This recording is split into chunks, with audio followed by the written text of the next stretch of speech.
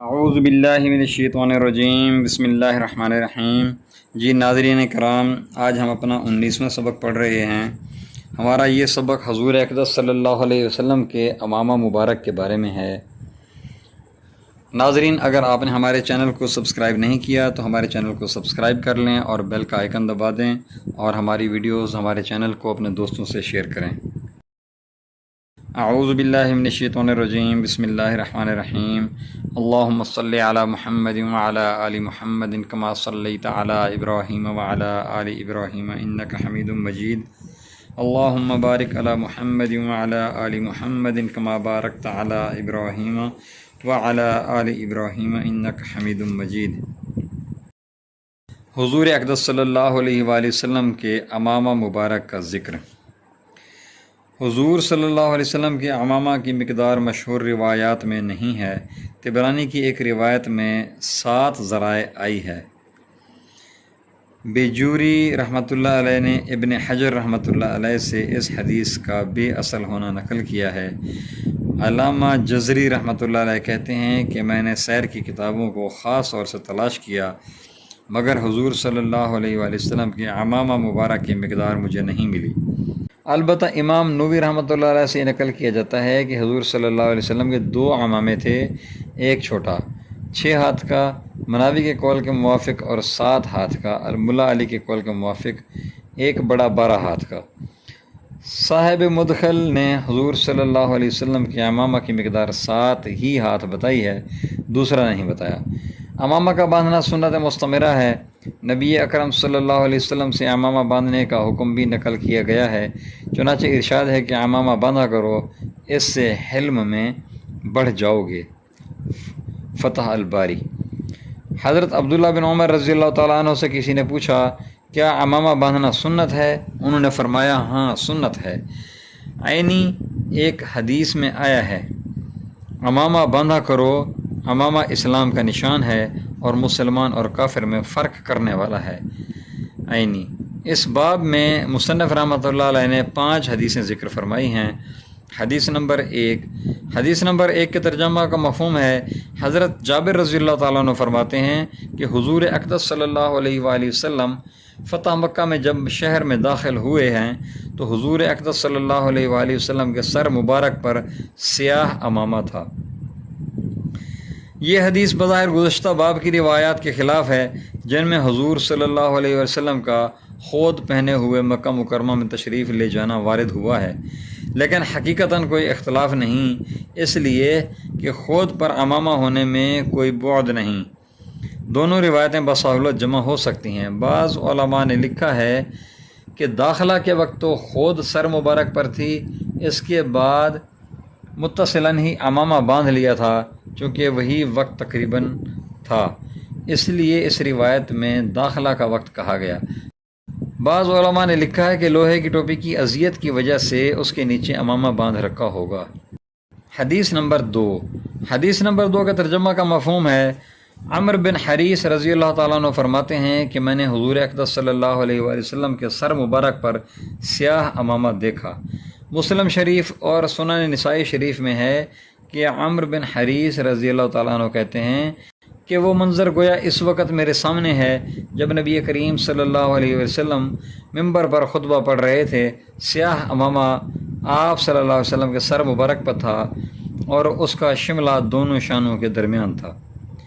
حدیث نمبر 3 کے ترجمہ کا مفہوم ہے، عمر بن حریث رضی اللہ تعالیٰ عنہ ہی سے روایت ہے کہ حضور اقدس صلی اللہ علیہ وسلم نے ایک مرتبہ خطبہ دیا اور حضور صلی اللہ علیہ وسلم کے سر مبارک پر سیاہ عمامہ تھا۔ مشہور قول کے موافق یہ خطبہ فتح مکہ کا خطبہ ہے، جو کعبہ کی چوکھٹ پر کھڑے ہو کر حضور اقدس صلی اللہ علیہ وسلم نے ارشاد فرمایا تھا، جس کا ذکر پہلی حدیثوں میں حضرت جابر رضی اللہ تعالیٰ عنہ کی روایت سے گزر چکا ہے، لیکن بعض لوگوں نے اس وجہ سے کہ اس قصہ میں بعض جگہ ممبر کا لفظ آیا ہے اور فتح مکہ کا وہ خطبہ ممبر پر نہیں تھا، اس لیے مدینہ منورہ کا کوئی اور خطبہ جمعہ کا مراد لیا ہے کہ بعض حدیثوں میں اس قصہ میں جمعہ کا لفظ بھی موجود ہے۔ ملا علی قاری رحمۃ اللہ علیہ نے شرح مشکات میں میرک شاہ سے نقل کیا ہے کہ یہ خطبہ حضور اقدس صلی اللہ علیہ وسلم کے مرض وصال کا ہے، واللہ عالم۔ حدیث نمبر 4۔ حدیث نمبر 4 کے ترجمہ کا مفہوم ہے، حضرت ابن عمر رضی اللہ تعالیٰ عنہ فرماتے ہیں کہ حضور اقدس صلی اللہ علیہ وسلم جب امامہ باندھتے تو اس کے شملہ کو اپنے دونوں مونڈھوں کے درمیان یعنی پچھلی جانب ڈال لیتے تھے۔ نافع یہ کہتے ہیں کہ میں نے عبداللہ بن عمر رضی اللہ تعالیٰ عنہ کو ایسے ہی کرتے دیکھا۔ عبید اللہ جو نافع کے شاگرد ہیں وہ کہتے ہیں کہ میں نے اپنے زمانے میں حضرت ابوبکر صدیق رضی اللہ تعالیٰ عنہ کے پوتے قاسم بن محمد کو اور حضرت عمر رضی اللہ تعالیٰ عنہ کے پوتے سالم بن عبداللہ کو ایسے ہی کرتے دیکھا۔ فائدہ: حضور اقدس صلی اللہ علیہ وسلم کی عادت شریفہ شملہ کے بارے میں مختلف رہی ہے۔ شملہ چھوڑنے کا معمول اکثر تھا، حتیٰ کہ بعض علماء نے یہاں تک لکھ دیا کہ بغیر شملہ کے باندھنا ثابت ہی نہیں، لیکن محققین کی رائے یہ ہے کہ گاہے بگاہے بغیر شملہ چھوڑے بھی امامہ باندھ لیتے تھے، اور شملہ چھوڑنے میں بھی مختلف معمول رہا ہے، اور کبھی آگے دائیں جانب، کبھی پیچھے مونڈھوں کے درمیان شملہ چھوڑتے تھے، کبھی امامہ کے دونوں سرے شملہ کے طریقہ پر چھوڑ لیتے تھے۔ علامہ مناوی رحمۃ اللہ علیہ نے لکھا ہے کہ ثابت اگرچہ سب صورتیں ہیں، لیکن ان میں افضل اور زیادہ صحیح دونوں مونڈھوں کے درمیان یعنی پچھلی جانب ہے۔ حدیث نمبر 5۔ حدیث نمبر 5 کے ترجمہ کا مفہوم ہے، حضرت ابن عباس رضی اللہ تعالیٰ عنہ فرماتے تھے کہ حضور اقدس صلی اللہ علیہ وآلہ وسلم نے ایک مرتبہ خطبہ دیا اور آپ کے سر مبارک پر سیاہ امامہ تھا، یعنی چکنی پٹی تھی۔ فائدہ: یہ قصہ حضور اقدس صلی اللہ علیہ وسلم کے مرض الوفات کا ہے اور آخری واعظ ہے کہ اس کے بعد نبی کریم صلی اللہ علیہ وسلم نہ ممبر پر تشریف لے گئے نہ کوئی خطبہ پڑھا۔ اس میں انصار کی مراعات کا خاص طور سے حضور اقدس صلی اللہ علیہ وسلم نے ذکر فرمایا، ان کے محاسن اور احسانات گنوائے، اور یہ ارشاد بھی فرمایا کہ جو تم میں سے کسی چیز کا بھی امیر بنایا جائے وہ ان کی خاص طور سے رعایت کرے۔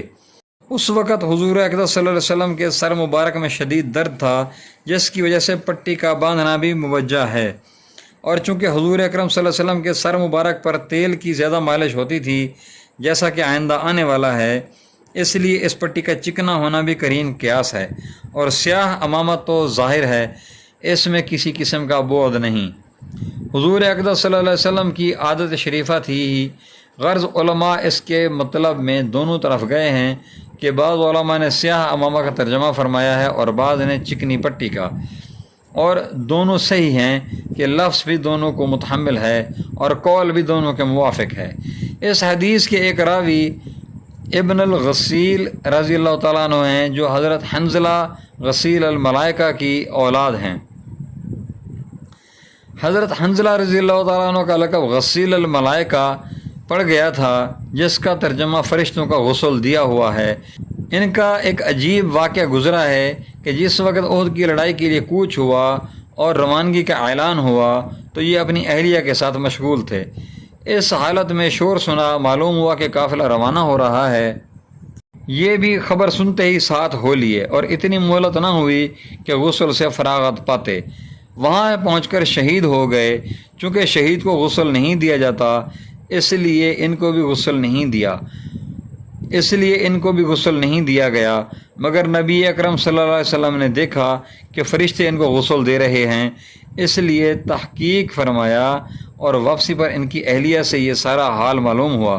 در حقیقت ان حضرات کے نزدیک دین پر مر مٹنا، ان کے لیے جان دے دینا اتنا ہی سہل تھا جتنا ہم لوگوں کو اپنی خواہشات دنیاوی میں مشغول اور منہمک ہونا آسان لگتا ہے۔ وما علینا الا البلاغ المبین۔ جزاکم اللہ خیر و احسن الجزاء۔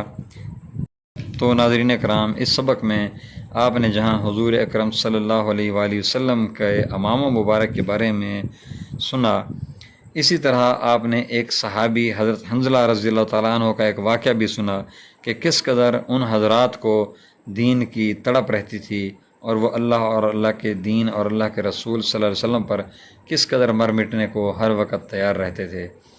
وما علینا الا البلاغ المبین۔ جزاکم اللہ خیر و احسن الجزاء۔